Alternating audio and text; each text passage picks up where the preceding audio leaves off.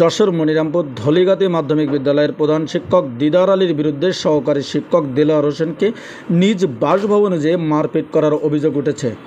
এ বিষয়ে প্রধান শিক্ষক দিদার আলীর নিকট বিস্তারিত জানতে মিডিয়া কর্মীরা ফোন দিলে তিনি ফোনটি রিসিভ করেনি। উপজেলা স্বাস্থ্য কর্মকর্তা ডাক্তার তন্ময় বিশ্বাস জানায়, আহত দেলোয়ার হোসেনের নাকের ভিতর মারাত্মক জখম হয়েছে। যদি আগামী 48 ঘন্টায় নাক দিয়ে রক্তক্ষরণ বন্ধ না হয়, উন্নত চিকিৎসার জন্য রেফার করা হবে। বিস্তারিত ভিডিও চিত্রে। স্কুলের ঘটনার থেকে এটা সূত্রপাত।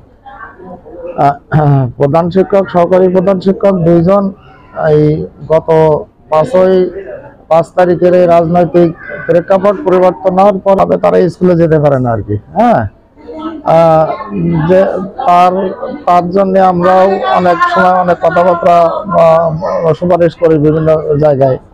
এখন কালকে সকালে হঠাৎ করে ভোরবেলায় আনুমানিক 8টার দিকে আমি তখন ঘুমাইছিলাম বাসায়।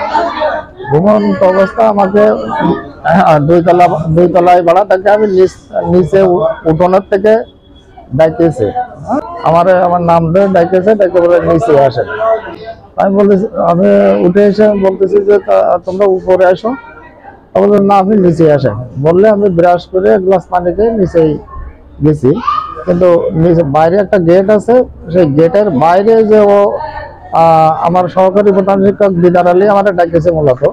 কিন্তু দিদার আলী যে বাইরে গেটের সামনে যে 4-5 জন লোক দাঁড় করায় রেখেছে, তা আমি বুঝতে পারি না। আমি গেট খুলে বাইরে বেরোনোর সাথে সাথে আমার বললো যে এই সুর অবস্থায় সবকিছু নাটের গুরু, এই বলে আমাকে মোটামুটি এলো কথাড়ি বলে মারধর শুরু করে।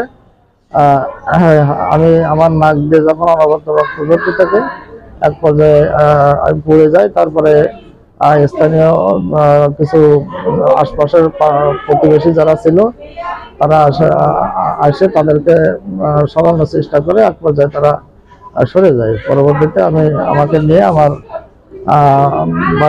বাড়িওয়ালা আমাকে নিয়ে হসপিটালে নিয়ে আসে আমি এখানে ভর্তি হই।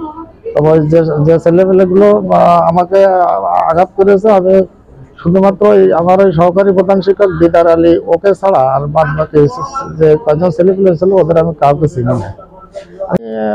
প্রচলিত রাষ্ট্রীয় আইনে আমি দৃষ্টান্তমূলক শাস্তি চাই, এটাই আর কি। সর্বোচ্চ শাস্তি আমি আশা করি। এই